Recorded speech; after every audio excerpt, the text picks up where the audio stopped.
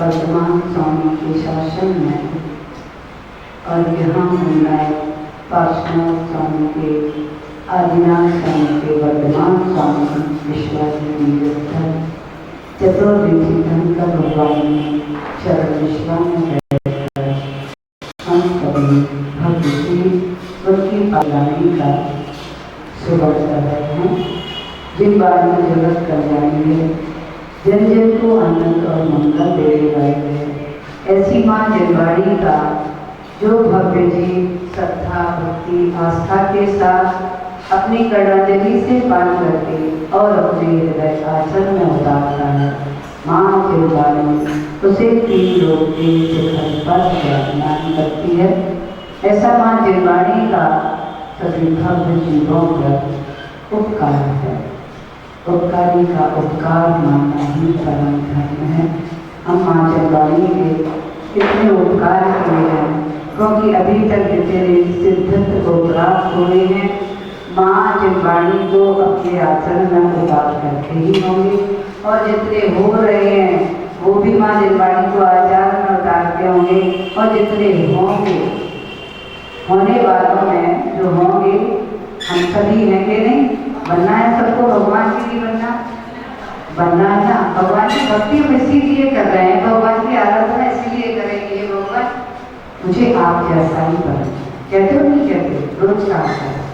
जब भी भगवान के पास आओ बस मुझे आप जैसा ही बनना है, मुझे ऐसी शक्ति दो, मुझे ऐसी भक्ति दो और मुझे ऐसी आराधना दो आपकी, क्योंकि आपकी आराधना किए बिना भी भगवान नहीं बनेंगे। जो कहते हैं भक्त नहीं भगवान बनेंगे, मुझे लगता है भक्त भी नहीं बनेंगे और भगवान भी नहीं बनेंगे, फिर कौन बनेंगे?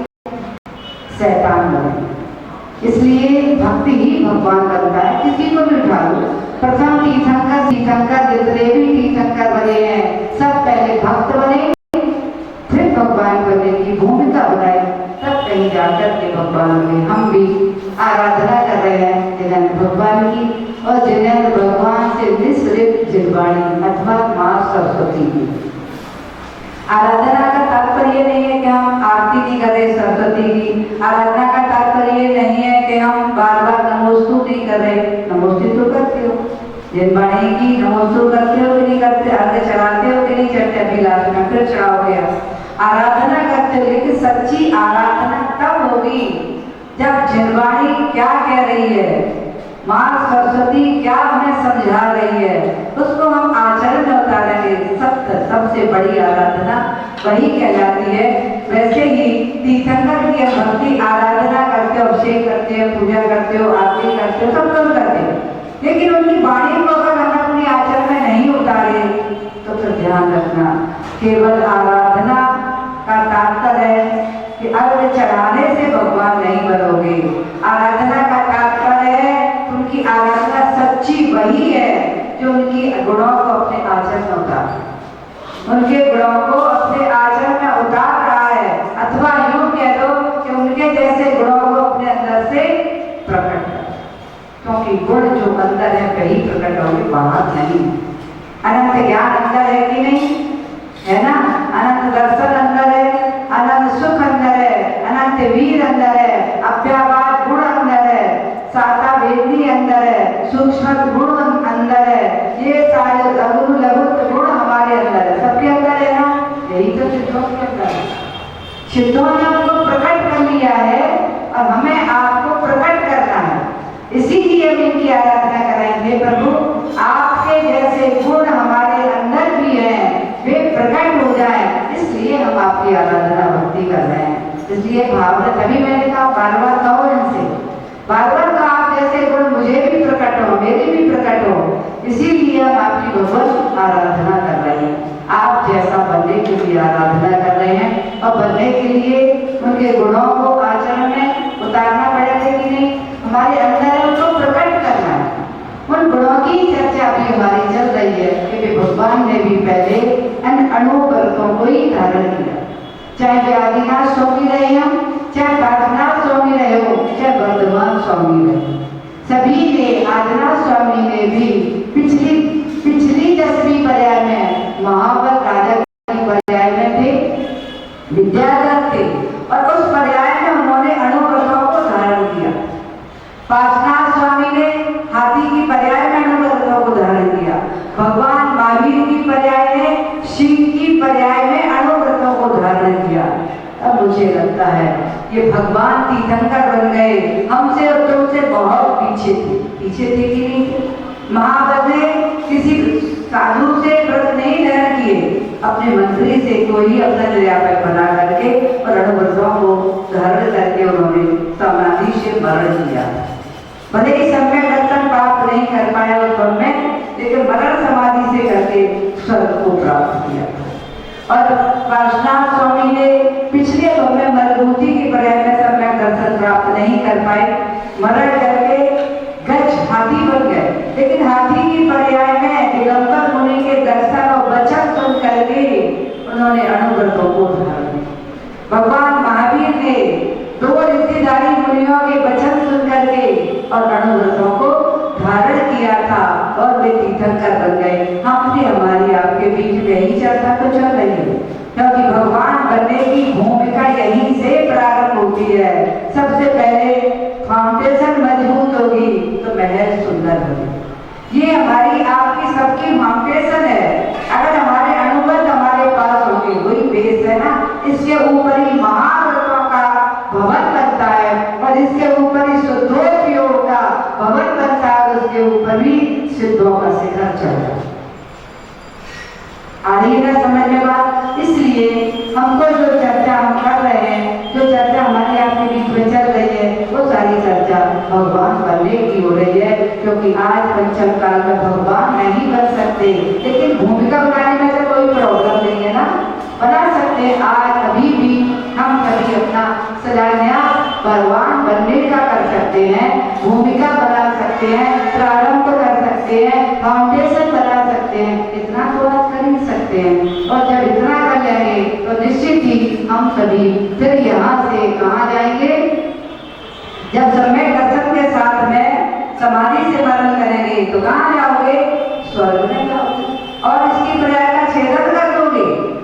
स्त्रियां सब सम्यक दर्शन के साथ मरण का तात्पर्य स्त्री पर्याय का छेदन कर दो, और पुरुष को तो इसी भव से वो भगवान तो नहीं बन सकते, लेकिन और 5वें स्वर्ग तक जा सकते हैं मुनि बन करके, लेकिन श्रावक पद से भी स्वर्ग के लिए अणुव्रतों के साथ भी, जब एक हाथी स्वर्ग चला गया, एक बैठक स्वर्ग चला गया, एक शेर सिंह स्वर्ग चला गया, तो ये सब जब स्वर्ग चले गए तो आप यदि उन्हें अणुव्रत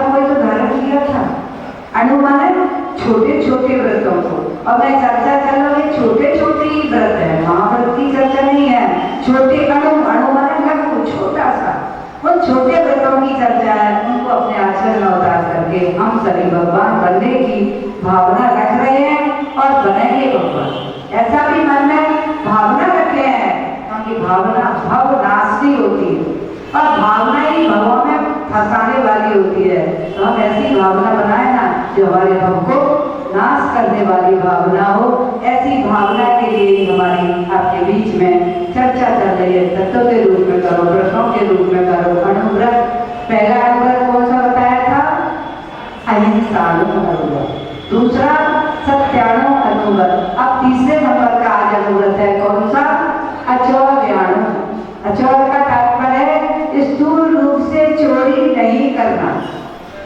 बड़ी बड़ी स्थूल रूप की चोरियां हो रही हैं, ऐसी चोरियां नहीं करना। कैसी चोरियां? हमारे आचार्य ने ऐसा लिख दिया है कि गिरी हुई वस्तु किसी की, पड़ी हुई वस्तु किसी की, धरी हुई वस्तु किसी की, भूली हुई वस्तु किसी की, ऐसी वस्तु को भी ग्रहण नहीं करना। ऐसी वस्तुएं होती ही होती, रास्ते में पड़ी हुई वस्तु मिली, किसी की धरी हुई वस्तु, कोई रख गया, भूल गया, आपके घर आया, भूल के चला गया। धरी हुई वस्तु, पड़ी हुई वस्तु, धरी हुई वस्तु, गिरी हुई वस्तु, भूली हुई वस्तु अथवा धरोहर के रूप में धरी हुई वस्तु। जैसे ऐसा होता है ना, कोई वस्तु रख करके और आपसे पैसे ले लिए कि मुझे बहुत आवश्यकता है और मेरे ये कंगन आप अपने यहाँ रख लो और मुझे मेरे पैसे दे दो।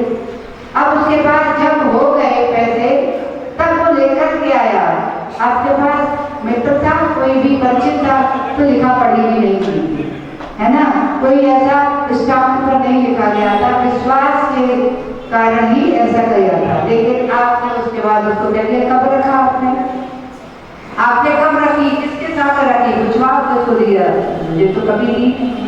ऐसी धरोहर रखी हुई भी आप लोग नहीं करते होंगे, आप तो सब जैनी और मुझे लगता है सबने साथ अध्याय किया होगा, गुरुओं के वचन सुनोगे। लेकिन ऐसी घटना मेरे पास बहुत सारी आती। एक आध ऐसी महिलाएं आती हैं, वो रोने लगती हैं कि मेरी ऐसे धरोहर रखी थी उनके पास, और मुझे लगता है ये घटना कहीं जैनों की घटना, और वह महिला रोने लगी कि माता जी हमने ऐसे ऐसे उनके पास अपने धरोहर रखी थी, मुझे जरूरत थी, लेकिन आज उन्होंने देने को मुझे मना कर दिया, मेरे पास कोई प्रूफ ही नहीं है।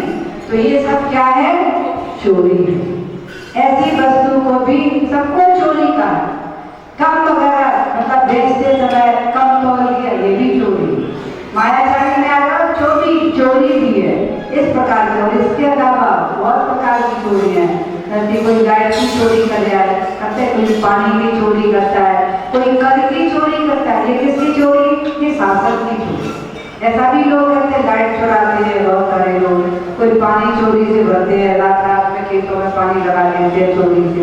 इस प्रकार की भी चोरी, तस्करी, इसको तो बहुत बड़ा तस्कर है। लेकिन चोरी है तो उसका आसरा बंद हो रहा है, तो फिर पाप का होगा कि पुण्य का, शुभ होगा या शुभ, कैसा भी करो, लेकिन चोरी तो चोरी है। चाहे व्यक्ति की चोरी हो, चाहे किसी समाज की चोरी हो, चाहे शासन की चोरी, क्योंकि शासन भी सबकी व्यवस्था ही तो बना रहा है, उसकी चोरी करके उसको घाटा देना ये भी चोरी है।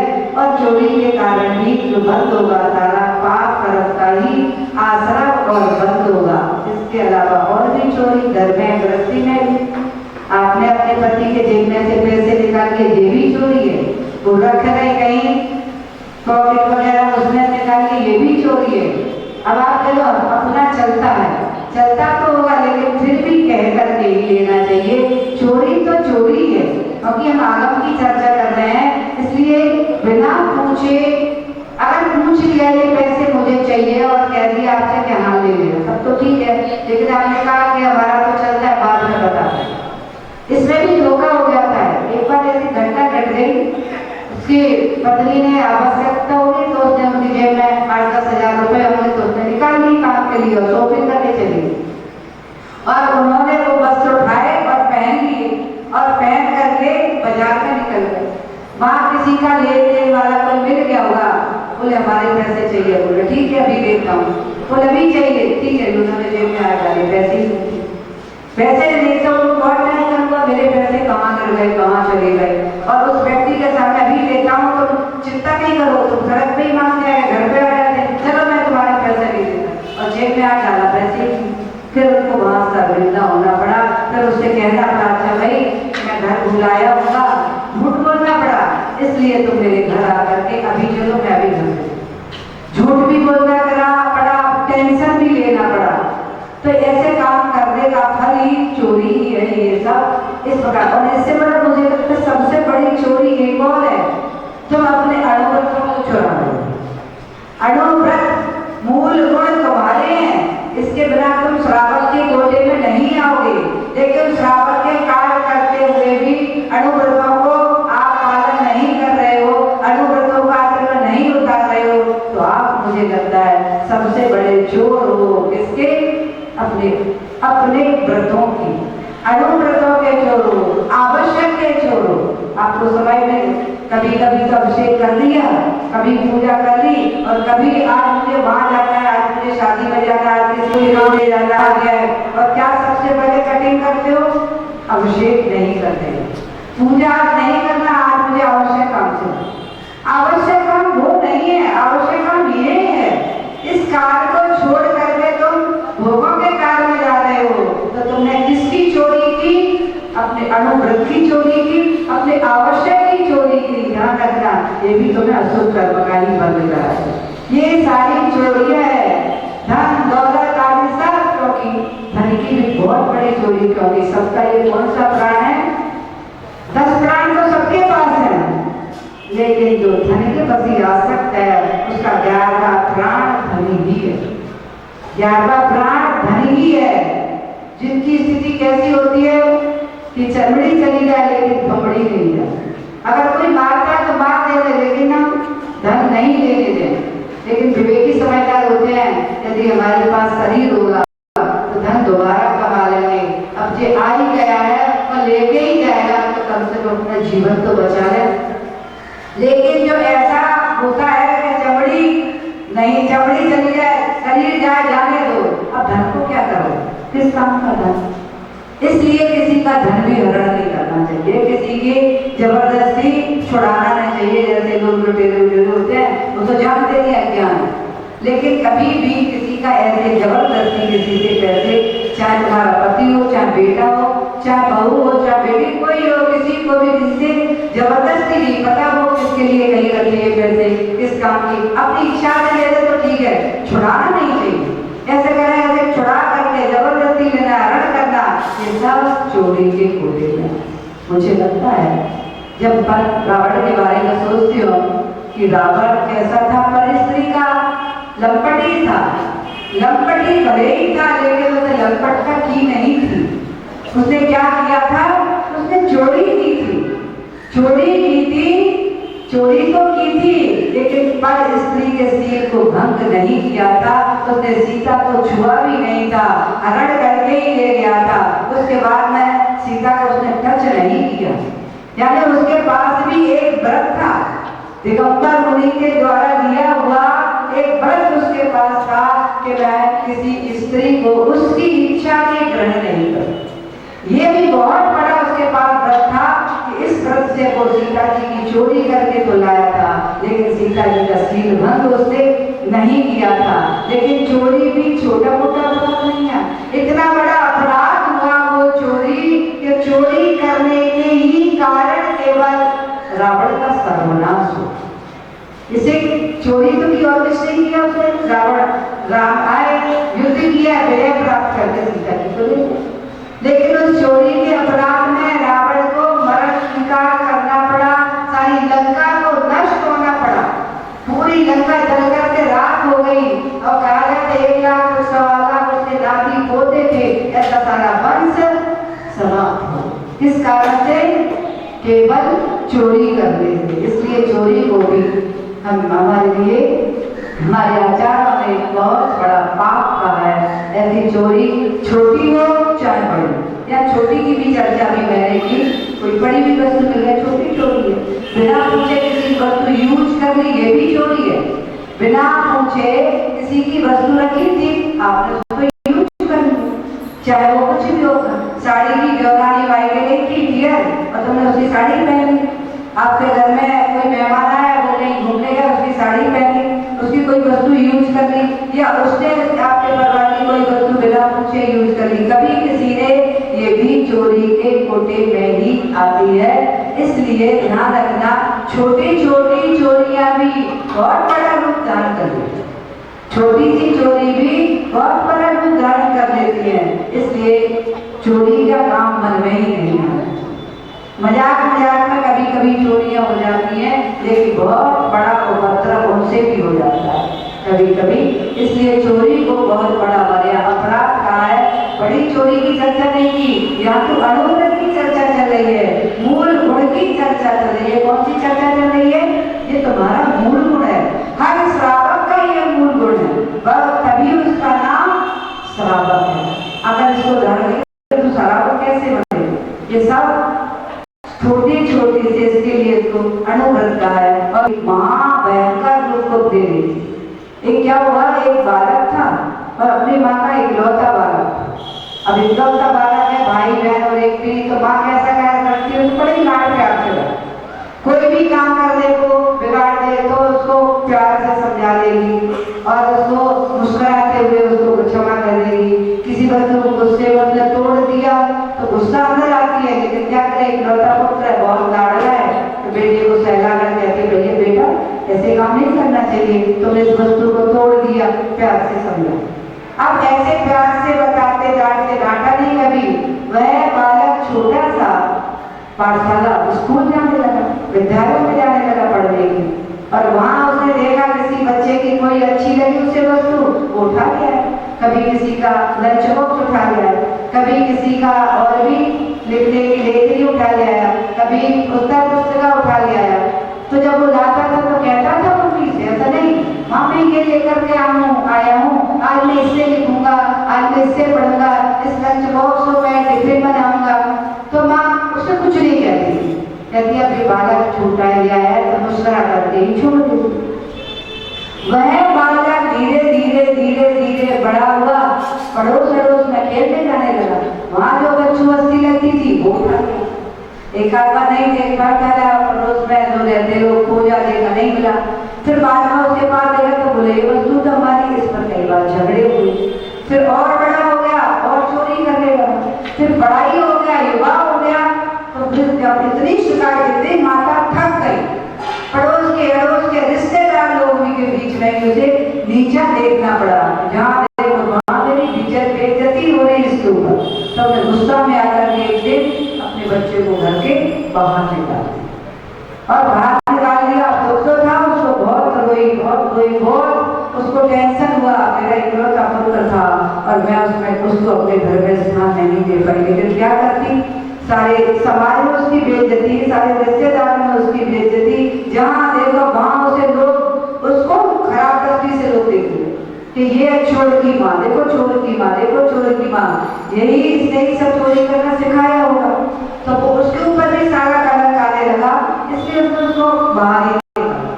अब बाहर निकल करके तो वो स्वतंत्र हो गया और स्वतंत्र हो करके वो खूब चोरी करने लगा और भोगों में मस्त रहने लगा। एक बार वो चोरी करने गया और पकड़ लिया जब वो, तो उसको दंडित किया गया। तो दंड में उसको जेल में बंद कर दिया और जब जेल में बंद इतने दिन के उसके बाद में उसके दंड का समय आएगा तो उसे फांसी का दंड मिलेगा। जब फांसी का दंड दिया गया तो मालूम हो तो क्या पूछता है अंतिम समय में, जेलर क्या पूछता है उसे, तुम्हारी अंतिम इच्छा क्या है? उसे भी पूछा गया कि तेरी अंतिम इच्छा क्या? बोले मेरी अंतिम इच्छा कुछ नहीं, बस मेरी माँ बहुत दिनों से नहीं मिली है, मुझे बहुत दुलार किया है मेरी माँ ने, बहुत लाड किया है मेरी माँ ने, बहुत प्यार किया है मेरी माँ ने, मुझे एक बार उससे मिला। उसको बुलाया गया।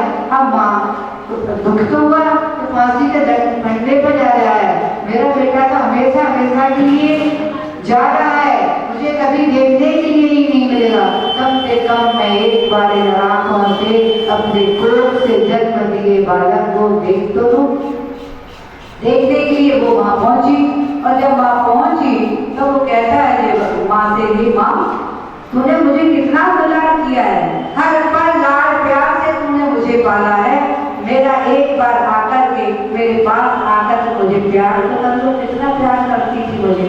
और जैसे ही माँ उसके पास दुलार करने के लिए आई, उसके पास उसने माँ को दुलार करते हुए माथा चूमने के लिए आगे मुंह को बढ़ाया और उसकी नाक इतनी तेजी से काटी कि उसका मांस उसके मुख में चला।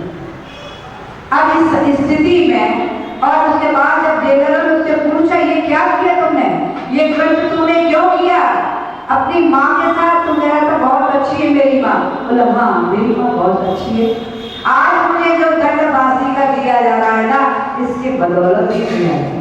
इसने मुझे बाल था, छोटा बालक था और मैंने चोरी करना तभी सीखा था।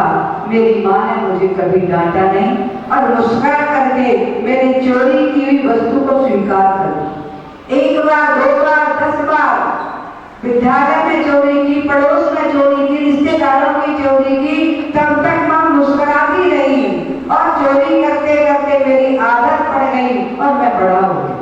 जब बड़ा हो गया, जब माँ पर कलंक आने लगा, चोरी की माँ कहलाने लगी, तब इसने मुझे घर से निकाला। कहा छोटे में ही, बचपन में ही मुझे घर से निकालने का दंड देती तो मैं आज चोर नहीं बनता।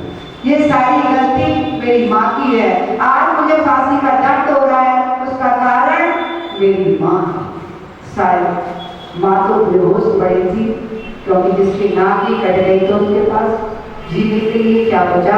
सभी जेलर सुनकर के आश्चर्य में पड़ गए और शायद आप भी आश्चर्य कर रहे हो। बेटे को प्यार तो करो, लाड भी करो, दुलार भी करो, लेकिन उतना ही करो कि वो सज्जन बने, सज्जन बना रहे, सज्जन बन जाए, उसके पास गुण हो, मौलिक गुणों को धारण करने वाला हो। अगर आपने ऐसे संस्कारों से अपने बेटे को, अपनी बालिका को संस्कारित नहीं किया तो तुम्हारे लिए, तुम्हारे परिवार के लिए वह कलंकित होना होगा, जो गलती तुम्हारी होगी। ये सब बचपन से ही तो सीखते हैं, छोटी छोटी चोरी करना। इसलिए ये भी शिक्षा, ये तो जनरल बाहर की बालिकाओं की ये शिक्षा है। ये धर्मात्मा के लिए भी चर्चा है कि धर्मात्मा, धर्म जानने वालों को, क्योंकि आपका कौन सा गुण की चर्चा चल रही है? मूल गुण है। 5 अणुव्रत आपके मूल गुण है। आचार्य भगवान समंत्रोक्त स्वामी बता रहे हैं ये तुम्हारे मूल गुण है। अपने मूल गुणों को संभाल के रखना, क्योंकि ये अणु की चर्चा है ना, छोटे छोटे व्रतों की, छोटे छोटे नियमों की चर्चा है, कोई बड़े नियम नहीं है। इनको भी संभालने से तुम्हारी भूमिका बन रही है। कौन सी? भगवान बन रही। पशु और पक्षियों ने इन्हीं व्रतों को धारण करके भगवान बनने की भूमिका बनाई थी। इसलिए इसको भी, चोरी को भी हमारे मौलिक गुणों में लिया है कि छोटी सी भी चोरी हमारे मूल गुण को नष्ट कर देने वाली होती है। और मैंने आपको एक बार और बताया था, मौलिक गुणों को जो पालन नहीं करता है, शासन उसे दंडित करता है उसको दंडित। आपने जिसने राजनीति शास्त्र पढ़ा होगा, उसमें 17 मौलिक गुण नागरिकों के दिए और ऐसे मौलिक गुणों के लिए उन्होंने लिखा है शासन में, संविधान में, कि ये 17 मौलिक गुण प्रत्येक नागरिक के हैं। जो इनकी अवहेलना करेगा, शासन से उसको दंडित किया। ठीक वैसे ही ये मौलिक गुण हमारे धर्म में भी दिए गए हैं कि जो श्रावक बने को प्राप्त होगा, उसे अपने मौलिक गुणों को संभाल करके रखना है। अगर मौलिक गुणों का वो आचरण में नहीं उतारेगा तो कर्म उसे दंडित करेगा। कौन दंडित करेगा? माँ दंडित नहीं कर पाई, कभी कभी भगवान दंडित नहीं कर रहे, तो कौन दंडित करता है? कर्म दंडित करता है, क्योंकि कर्म तो सब कुछ देख रहा है। चाहे छुप के करो, चाहे कमरे में बंद होकर के चोरी करो, चाहे कैसी भी दुनिया की आंखों से तो बच जाओगे, लेकिन कर्मों की आंखों से नहीं बच सकते। इसलिए ध्यान रखना है कि ऐसी चोरी भी, चोरी, छोटी छोटी चोरी भी, किसी की आपने बात को सुन ली चोरी से, कोई महिला चर्चा कर रही तो उसके अंदर में उसकी बहन मिल गई और अपने मन की बात बहन से कर रही थी, और तुम उसके बगल में से निकल करके पीठ इधर उसकी तरफ पीठ करके खड़े हो गए और उसकी बात को अपने कानों में सुन लिया और सुन करके उसकी सासू माँ से कही ठीक है, कह दिया। तो आपने ये क्या किया, चोरी की, और इस चोरी का अपराध बहुत बड़ा हो सकता है, उधर झगड़े लड़ाई हो सकते हैं, इसलिए आपको उसका सबका पाप कर्म का बंद होगा। और पाप कर्म का बंद कब उदय में आएगा तो आपको भोगना है। ऐसी यानी छोटी छोटी सी गलतियां भी ये हमारे मूल गुण से भ्रष्ट करने वाली होती हैं और हमें बदनाम करने वाली होती हैं। इसलिए इन सभी चीजों का भी बहुत ध्यान रखना है। बालक बालिकाओं को भी ऐसी शिक्षा बचपन से ही ऐसा संस्कार देना है कि बड़े होने पर उनको धर्म करना कठिन नहीं लगे। तो बहुत कठिन धर्म है, जैन धर्म तो बहुत सरल है। और ये भी बात कितनी अच्छी है, जिसने मूल गुण को धारण कर लिया वो कौन कहलाएगा, सज्जन कहलाएगा कि नहीं, सज्जन। और सज्जन को हमारे आगम में मालूम है क्या कहा है, साधु कहा है। सज्जन को ही साधु कहा है, साधु को सज्जन कहा है। इसलिए ये जब ऐसे मूल गुण जिसके पास होंगे वो कौन कहलाएगा, सज्जन कहलाएगा, साधु कहलाएगा। कहते हैं बहुत साधु है, सहज है, सरल व्यक्ति है, ये तो साधु प्रवृत्ति वाला है। ऐसे कहते हो, बाला ही नहीं है, वो है ही साधु, सरल, सहज, मायाचारी से रहे। ऐसा जो जिसके व्यवहार होता है, उसका मन पवित्र होता है, उसका वचन पवित्र होता है, उसकी काया पवित्र, उसके कार्य पवित्र होते हैं, तो आप उसको क्या कहते हैं, सज्जन, धर्मात्मा, साधु है। ये ऐसे ही आगम है, ऐसे लोगों को साधु कहा है। तो मुझे लगता है श्रावक सभी साधु होते, ध्यान रखना, श्रावक सज्जन होते हैं, वो ऐसी गलतियां नहीं करते हैं, तो उनको क्या कहा जा सकता है, साधु भी कहा जा सकता है। ऐसे मगध राजा राज में आप लोग गए होंगे, पंचपाड़ी के दर्शन करने जाते हैं राजगृह में, उसको क्या कहते हैं, मगध राज कहते हैं। और मगध राज में कौन राज करता था, महावीर स्वामी के समय में, मालूम है कि नहीं, भगवान महावीर के समय में जब भगवान महावीर का जन्मोत्सव लगा था, उस समय राजा कौन था, वहाँ राजा सैनिक था। और राजा सैनिक की पत्नी, एक बार में समझ चुकी, चेतना महारानी धर्मा, और ऐसी धर्मात्मा महारानी ने अपने पति को तीर्थंकर बना दिया और अपने सारे पुत्रों को ऐसी शिक्षा दी कि उसके पुत्रों ने भी भगवान बनने के लिए अपने कदमों को आगे बढ़ाया। उसका पुत्र था, इसका नाम था वारिशन, नाम सुना है वारिशन का, वारिशन पुत्र था राजा श्रेणी का। और माँ के संस्कार से बचपन में ही वह धर्मात्मा बन गया था। छोटा बालक, 8 वर्ष का बालक हुआ, भगवान की पूजा, उसे दर्शन आदि, स्वाध्याय आदि, पठन पाठन करना प्रारंभ कर। और उसने पठन पाठन शास्त्र के माध्यम से ऐसा पढ़ा और जाना था, ये छोटे छोटे से ये अणुव्रत हो। तो उसने भी ऐसे अणुव्रतों को धारण कर लिया, 8 वर्ष की उम्र हुई और अणुव्रतों को उसने धारण कर लिया। धारण किया कौन से अणुव्रतों को, 3 मकार का त्याग किया और 5 अणुव्रत की हमारी आपकी चर्चा चल रही है।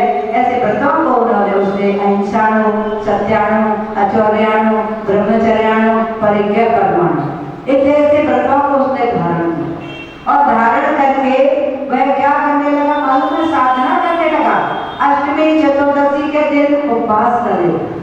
ऐसा नहीं श्रावक साधना है, श्रावक भी साधना करते हैं। अष्टमी चतुर्दशी को उपवास करके और वह कहाँ जा करके, एकांत में जंगल में जा करके, राजपुत्र था, घोड़े पर सवार हुआ, जंगल में चला, वहां जा करके जो सुंदर स्थान देखा, चला, सुंदर दिखी, वृक्ष ऐसा स्थान दिखा, आनंद, सर्दी, लहर, ठंडी हवा चल रही है, वहां जाकर के बैठ करके वो ध्यान करता।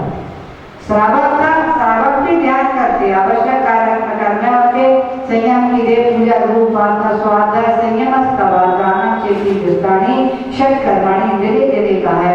तो वे भी सामायिक करते हैं। तो वहां जाकर के वो अष्टमी चतुर्दशी आदि के पर्वों के दिनों में वह ध्यान की साधना जंगल में अकेला वहां बैठ करके करता। एक दिन वह पर्व के दिन वहां जाकर के साधना कर रहा था और साधना में रत ध्यान में लीन था।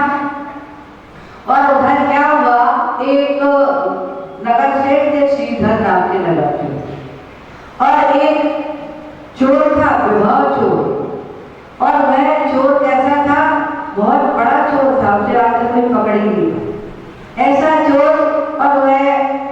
अपनी नगर नायिका के पास गया। उस दिन उसने देखा, नगर नायिका जानते हो कि नहीं? मदन सुंदरी, मदन को उत्पन्न करने वाली सुंदरी। मदन माने काम हो, और मदन सुंदरी का, ऐसी मदन को उत्पन्न करने वाली सुंदरी जिसे नगर नायिका भी कहा है, ऐसी मदन सुंदरी के पास पहुंचा। वो देखा वो को भवन जैसी रुष्ट पड़ी हुई।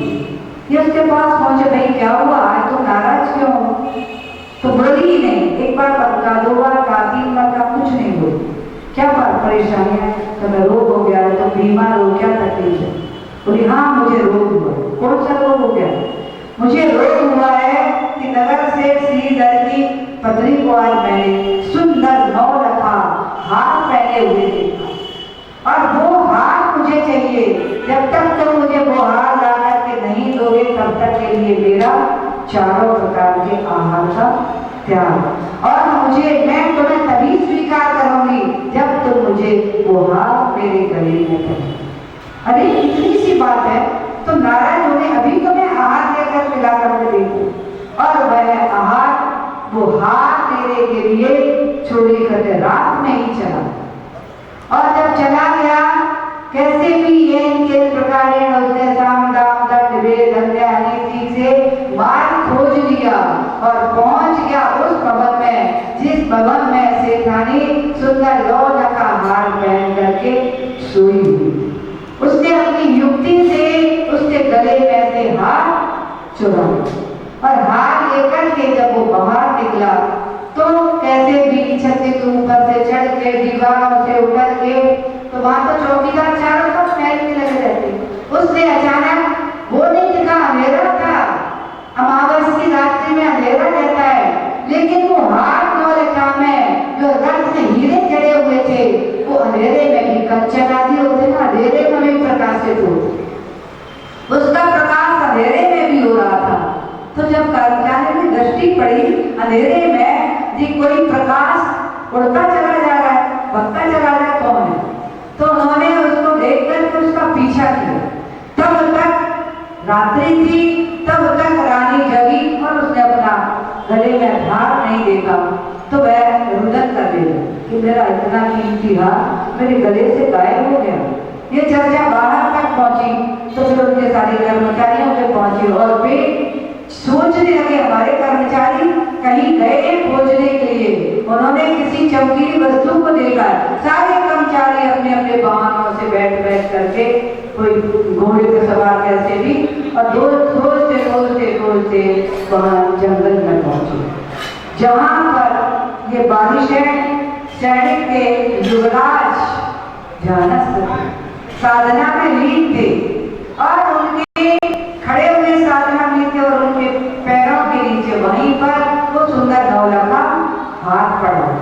क्योंकि चोर ने देखा जब मैं पकड़ा ही जाऊंगा, क्योंकि हाथ में ज्योति है, प्रकाश है, इसको छोड़ना आवश्यक है।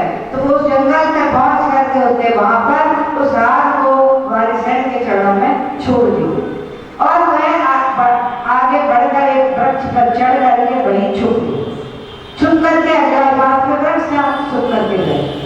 उनके कर्मचारी राजा के खोजते खोजते वहां पहुंच के देखा, ये सुंदर 9 लखा हार तो यहाँ जगमगा रहा है, यहाँ पड़ा हुआ है, और ये देखो ये तो युवराज बैठे हुए हैं, ये साधना कर रहे हैं, लेकिन क्या कर किया जाए? हो सकता है कुछ नहीं कहा जा सकता, किसी चोर से इन्हें ये खरीद लिया हो, अपने कुछ व्यक्ति से या अपना कोई आभूषण दे करके ये कॉस्टली कीमती हार खरीद लिया है, या इन्होंने चोरों का माल ले लिया, चुरा लिया, कुछ भी हो सकता है, लेकिन इनके पास ही है इसलिए इन्हें भी चोरी की, किसी से छुड़ाया है, चोरों से खरीदा है। तो चोरी का माल खरीदना भी चोरी है, चोरों की धरोहर रखना भी चोरी है। उन्होंने ये चर्चा तो देख करके और सोचे कि युवराज इसको मैं कैसे पकड़ूं, सीधी सूचना जाकर के राजा श्रेणी को, राजा श्रेणी को जैसे ही बताया, उन्होंने सुना कि तुम्हारा पुत्र वहां ढोंगी बना बैठा है एक पत्थर पर, और ढोंगी ने सेठ के नगर सेठ का हाथ चुरा करके अपने पास रख लिया है, और बैठ गया आंखें बंद करके अब राजा शैणी को आश्चर्य, ये चर्चा पूरे मगध देश में फैल गई। क्या फैल गई? शैणी के युवराज ने सेठ की चोरी, और वो चोर के पिता और चोर की माता कितनी धर्मात्मा है, वो चेलना उसका पुत्र इतना चोर है, या राजा शैणी इतना धर्मात्मा ना करता उसका पुत्र ऐसा चोर है, ऐसे संस्कार दिए। ये सुनकर के चेलना बहुत दुखी हुई, रुदन कर रही थी महलों में, और शैणी को भी बहुत दुख हुआ कि मेरा पुत्र इतना नालायक निकला, मैंने सोचा ही नहीं था। ये ऐसा ढोंग करने के लिए ये पर्व के दिन जंगल में जाता, मुझे नहीं मालूम था कि ये चोरी भी कर। और उन्होंने आदेश दे दिया कर्मचारी को कि मेरा पुत्र हो, वो पुत्र नहीं मेरा सबसे बड़ा शत्रु और दुश्मन है, उसे ले जा करके वज्र भूमि पर इसके टुकड़े टुकड़े करके फेंक दे।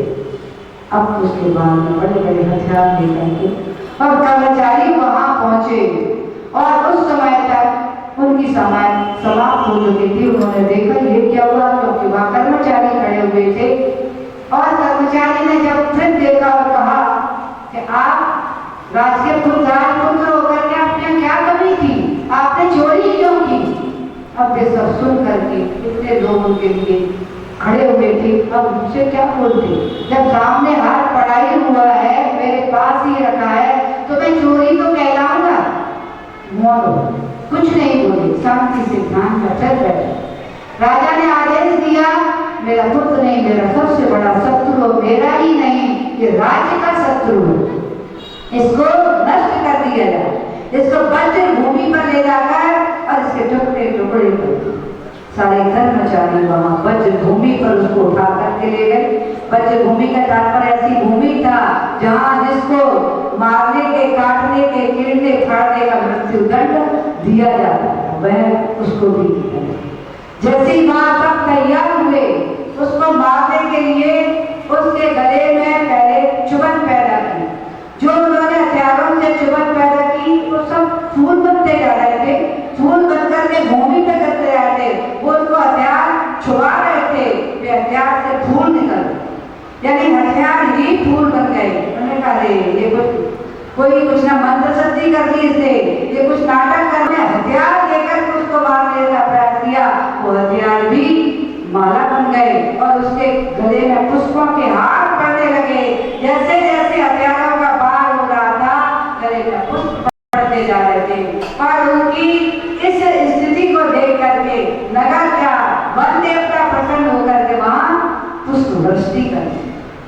शायद इस दृश्य को देख करके सारे कर्मचारी आश्चर्यचकित हो गए और दौड़ करके राजा शैणी के पास पहुंचे कि हे महाराज, आपका पुत्र तो चोर नहीं है, मैं उसको चोर नहीं कहूंगा, आपका पुत्र तो राजकुमार है, आपका पुत्र युवराज है, आपका पुत्र धर्मात्मा है, इसीलिए उसके देवों ने रक्षा की। राजा शैणी आश्चर्य पड़ गया और वहां उसके पास पहुंचा, चेतना को लेकर के। चेतना भी वहां में दृश्य देख करके आंखों से आंसू बहने लगी कि मैंने अपने पुत्र के बारे में कितना बुरा बुरा सोचा है।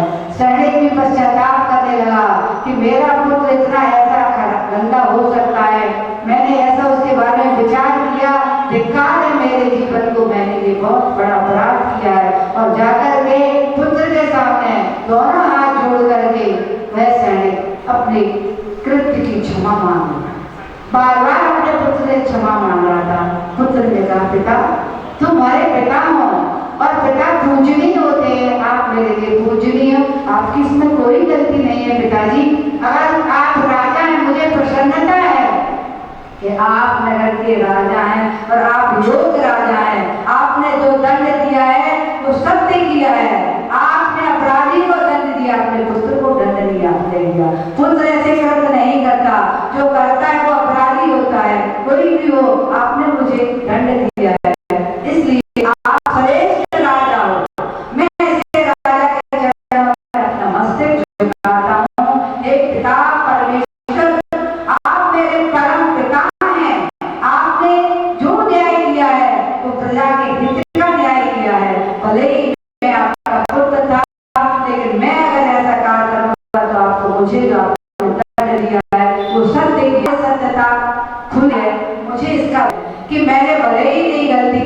पर आपने भी गलती की। मैंने भी चोरी नहीं की, आपने भी गलती नहीं की, लेकिन आज मैंने सत्य को पहचान लिया है कि कर्म क्या क्या करा सकते हैं। कर्मों ने ही मैंने कभी कोई ऐसा अपराध किया होगा, ऐसे कर्म का बंद किया होगा कि मेरे निमित्त से मैं तो कलंकित हुआ ही, और मेरे निमित्त से मेरे पिता और मेरी माँ धर्मात्मा ऐसे लोगों को कलंकित होना पड़ा। धिक्कार है मेरे जीवन को, मेरी माँ के आंसू मेरे कृत्य के कारण बह रहे हैं, मेरा पिता मेरे चरणों में मेरे कृत्य के कारण उसे आज झुकना पड़ा है। धिक्कार है मेरे जीवन को। हे मेरे पिता, हे मेरी माँ, मैं अब ये गलती कभी नहीं करूंगा। क्या गलती की बेटा? तुमने तो कोई गलती नहीं की है, क्यों अपराधी हो? अपराधी नहीं हो तुम मेरे श्रेष्ठ पुत्र हो। तुमने अपराध नहीं किया बेटा, अपराध तो मैंने किया है। मैंने तुम्हें मृत्यु दंड देकर के अपराध किया है, इसलिए मुझे तुम क्षमा करो। बेटा ने अपने दोनों हाथ जोड़ लिए, माता पिता को नमस्कार किया और बोला, मेरी माँ ने मुझे बहुत सुंदर संस्कार दिए और मुझे इस योग्य बनाया है। मेरे पिता ने बहुत अच्छे मुझे संस्कार दे करके युवराज मुझे बनाया। आपके ही संस्कार मेरे पास है, जो आज मैं साधना कर रहा था। मेरे पास पुण्य साधना का था, जो देवों ने रक्षा कर दी, वरना मैं अपराधी तो हो ही गया था। इसलिए मैंने संसार की दशा को देख लिया, मैंने आज सत्य को पहचान लिया, इसलिए अब मैं संसार में भ्रमण नहीं करूंगा। अब मैं अपनी माता को कभी नहीं रुलाऊंगा, मैं माता की कोख में ही नहीं आऊंगा, जिससे माँ को मेरे द्वारा कष्ट हो, पिता को मेरे द्वारा कष्ट हो, और इस प्रकार से माँ छेलनी की तरह उस माँ को रोकना पड़े।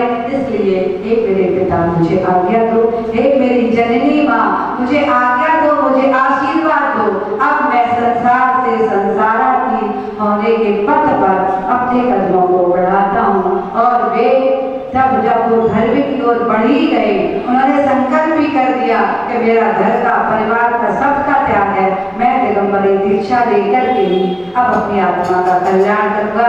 तब माँ छेलनी ने आगे आकर के अपने बेटे के हाथ जोड़ करके और आशीर्वाद दिया कि तू भगवान बनने के पथ पर जा रहा है, इसलिए मेरा तेरे लिए बहुत बहुत बेटा आशीर्वाद है। आंखों से आंसू बहाते हुए अब देखो हंसी, मतलब अंदर से एक प्रसन्नता थी कि मेरा बेटा भगवान बनने जा रहा है। तो किस बात का था कि मेरे द्वारा और मेरे पति के द्वारा उसको इस प्रकार से दंडित किया गया।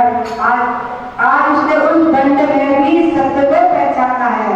मुझे दोषी नहीं कहा, पिता को दोषी नहीं कहा, ऐसा धर्म को धारण करने वाला मेरा पुत्र श्रेष्ठ पुत्र है, जो भगवंता बनने के लिए मार्ग पर जा रहा है, उसके लिए मेरा बहुत बहुत आशीर्वाद है। शायद ये भी किसका फल है?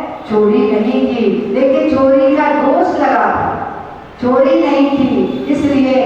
लेकिन वे कैसे थे? उनके पास अचोर अनुव्रत था, उनके पास 5 अनुव्रत थे और उनके पास पुण्य था, इसलिए उनकी रक्षा की काज कोई चोर होता तो देव रक्षा करते का। उन्होंने अनुव्रतों को, ऐसे अनुव्रतों को हिंसाणु, सत्याणु, चौर्याणु, ब्रह्मचारणु, प्रज्ञा परमाणु, ऐसे अपने मूल गुणों को धारण किया था। वे श्रावक थे मूल गुणों को धारण करने वाले। उन मूल गुणों की पालन धारण आश्रम में उतारने के फल से जो उनको पुण्य बढ़ रहा था, उस पुण्य ने उनकी रक्षा। किसने की उनकी रक्षा? माता पिता ने रक्षा नहीं की और उनके नगर के लोगों ने भी उनकी रक्षा नहीं की। उनकी रक्षा यदि की तो किसने की? जो